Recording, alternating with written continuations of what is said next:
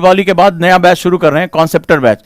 लोगों ने मुझसे पूछा ये क्या बात हुई यार, 12th के बाद तुम आईएएस की तैयारी करा रहे हो। बहुत से लोगों ने मेरा विरोध किया, लेकिन साइकोलॉजी वो नहीं समझ पा रहे हैं कि जब वो आता है स्टूडेंट और उसका बेस कमजोर होता है और उसको 1 साल की क्लास में बिठा दिया जाता है, और वो जब उसके कमरे में उसकी घड़ी की सुइयां जब टक टक करती, अरे यार आधा साल बीत गया, अभी तो मेरा 1/4 कोर्स नहीं हुआ, अभी ये पढ़ना है, मेरा बेस वीक है, मुझे इंग्लिश भी सीखनी है, तो फिर वो करता 3 ही साल तैयारी है। तुम जाके देख लो, फर्स्ट अटेम्प्ट फेल। लेकिन तब क्या होता है, जब आप कॉलेज में तैयारी करते हो कोई तुमसे पूछता नहीं है कि बेटा तुम्हारा फर्स्ट अटेम्प्ट सेकंड, बोले तो आप बेसिक तैयारी करते हो। लेकिन जिस दिन आपने फर्स्ट अटेम्प्ट दे दिया, समाज आपको ऐसे घूर घूर के देखता है, अच्छा प्री दिया था तुमने, हुआ क्यों नहीं, नहीं हुआ, ओहो। तो जब ये चिच्चे चिच्चे करते हैं ना वो, तो ऐसे ना यहां लगती है, यहां नहीं आती है, यहां लगती है।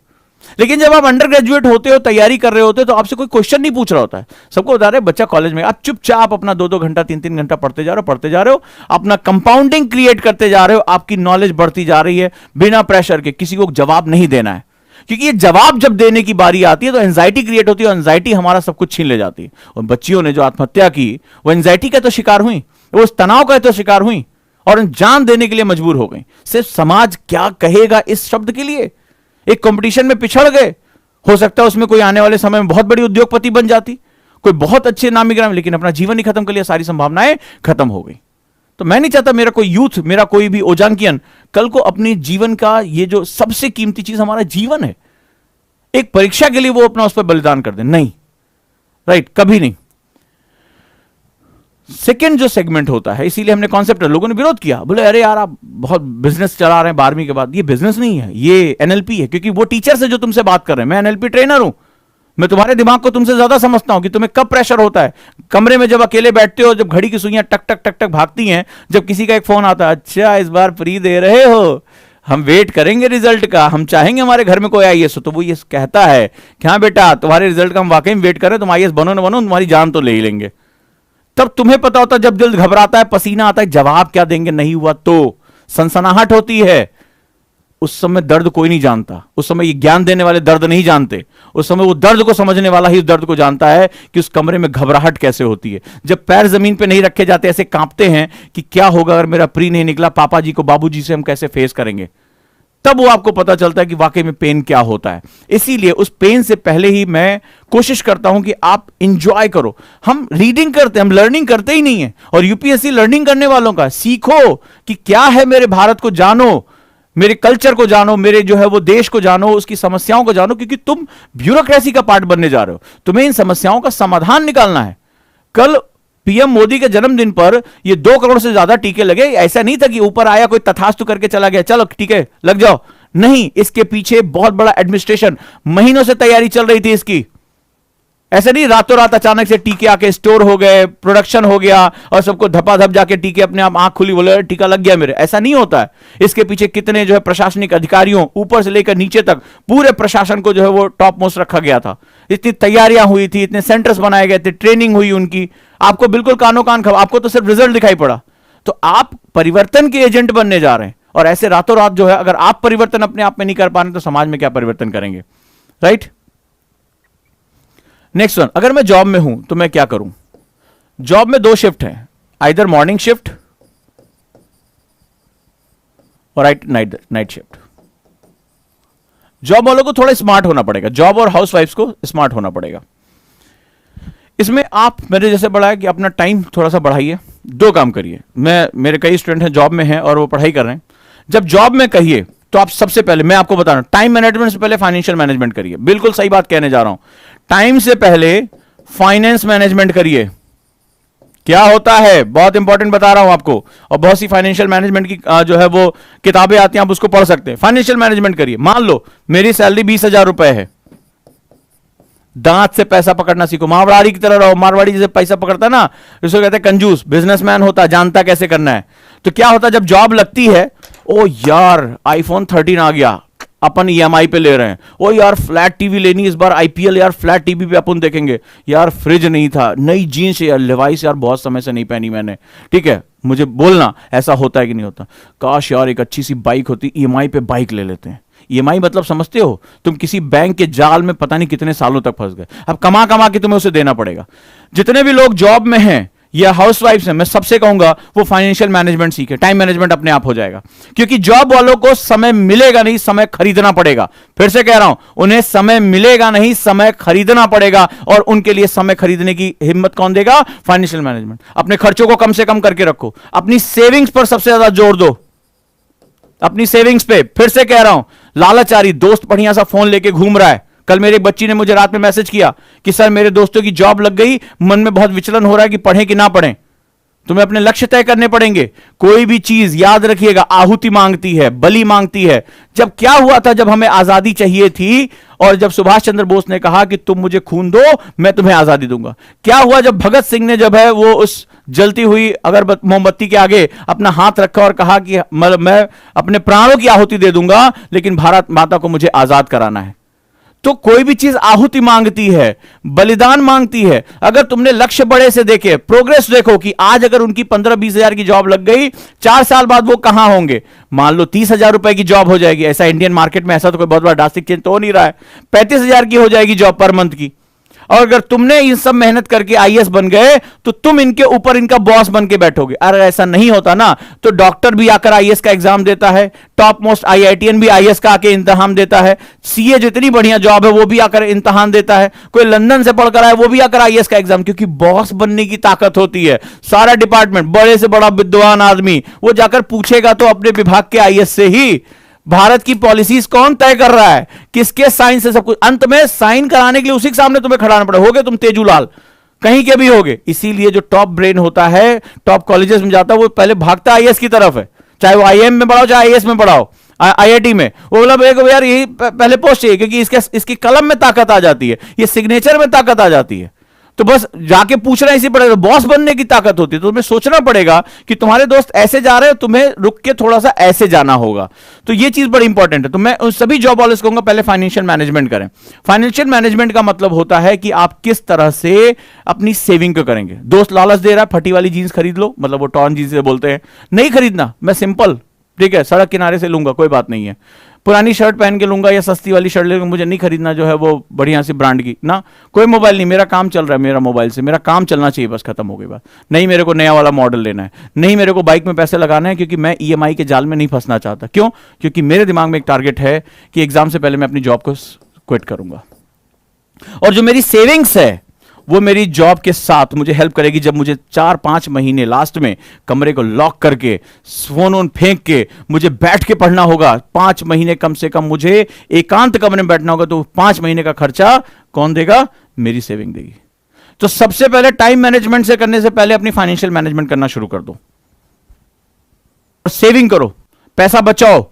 लास्ट में जॉब को क्विट करो और 5-6 महीने अपने कमरे में बंद हो, लेकिन तुम्हें किसी से पैसा मांगने की जरूरत नहीं, किसी के ताने सुनने, किसी के एहसान लेने की जरूरत नहीं है। अपने ही सेविंग से, अपने ही पैसे से तुम अपनी पढ़ाई को करो।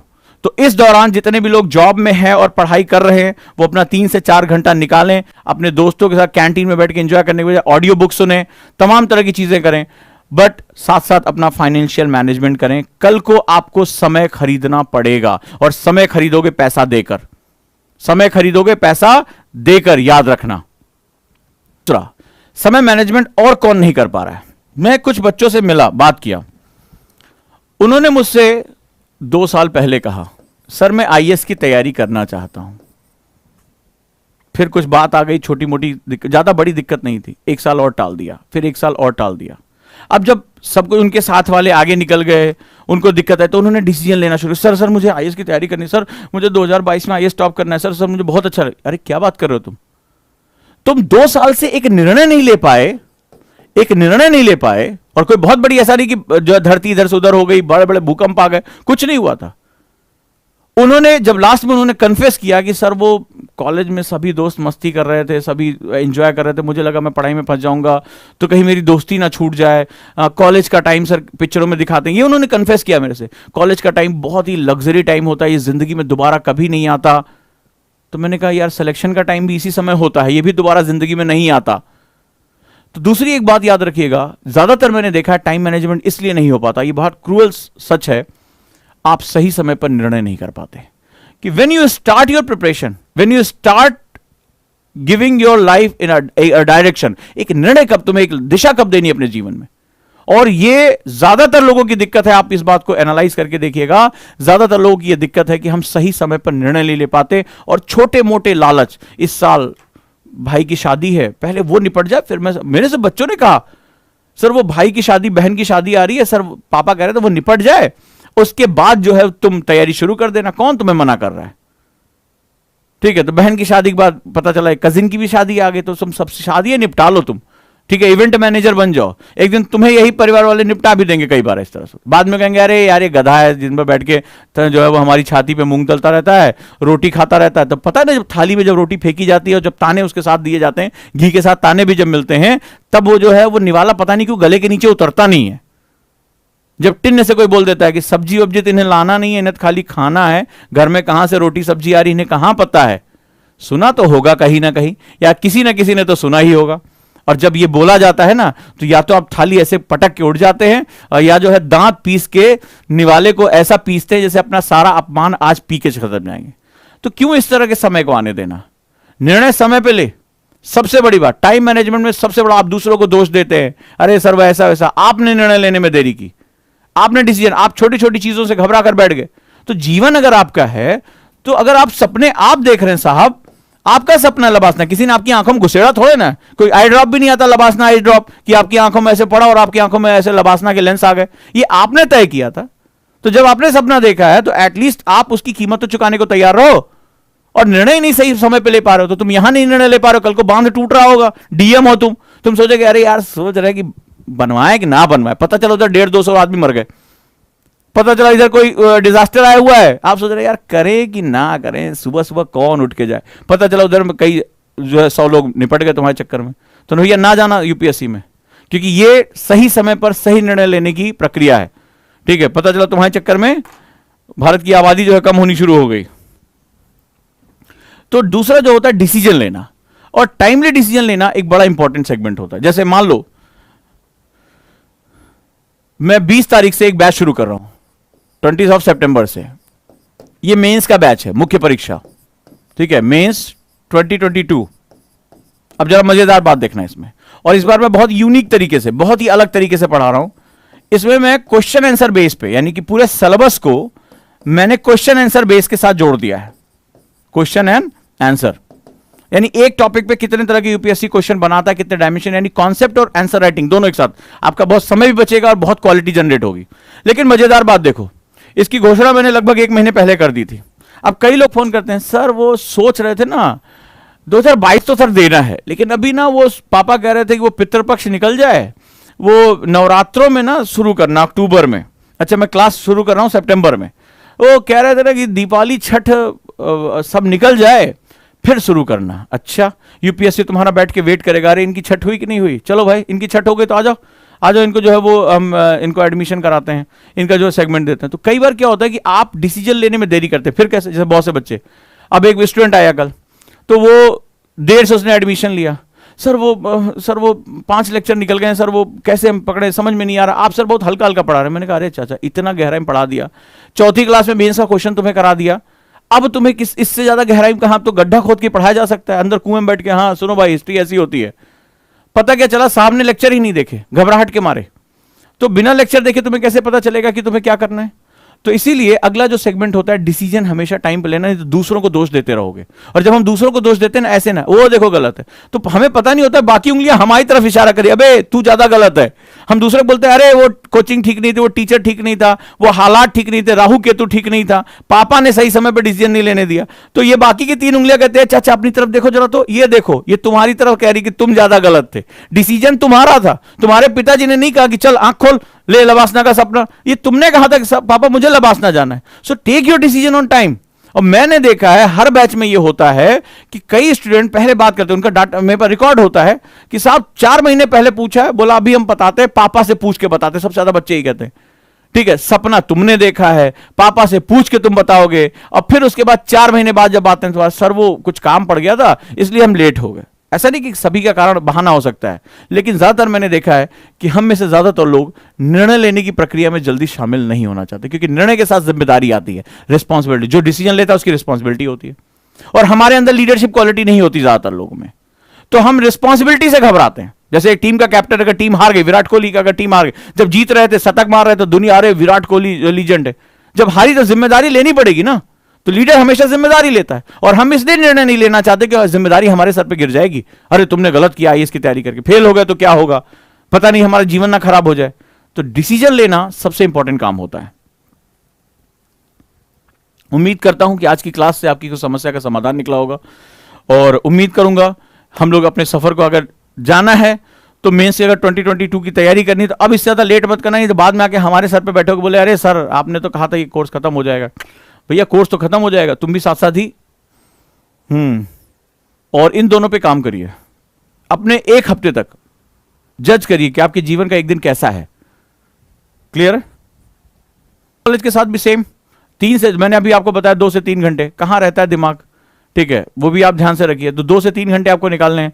कॉलेज की कैंटीन में समय मिले, लंच में समय मिले, कोई पीरियड फ्री है, आप जाइए न्यूज़पेपर पढ़िए, लाइब्रेरी का यूटिलाइजेशन करिए, जहां कभी कभी आप नहीं जाते हैं, ठीक है, वहां जाना शुरू करिए धीरे धीरे, और जुड़े रहिए।